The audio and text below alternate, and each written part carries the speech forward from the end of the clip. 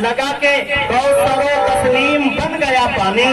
یا الہی کبھی خواب ہی میں ایسا ہوتا حضور کرتے وضو اور میں ڈالتا پانی. میرے دوستو یہ ہے نبی کی شان. لہذا آئیے اسی شان میں نذرانہ عقیدت پیش کرنے کے لیے میں سیدھے مائک دیتا ہوں جناب قاری شاہد جمال صاحب کو، جو ایک بہترین شہنشاہ ترنم ہے. اس شعر کے ساتھ میں دعوت مائک دینا چاہتا ہوں کہ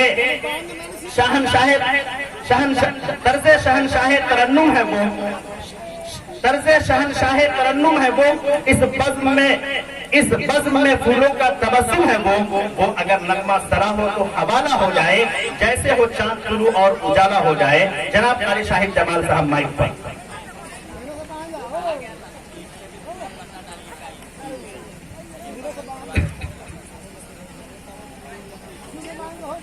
اسٹیج پر بیٹھے معزز محترم علماء کرام اور دور دراز سے تشریف لائے ہوئے مہمانان اعظام اور میری ماں اور بہنوں، السلام علیکم ورحمۃ اللہ وبرکاتہ.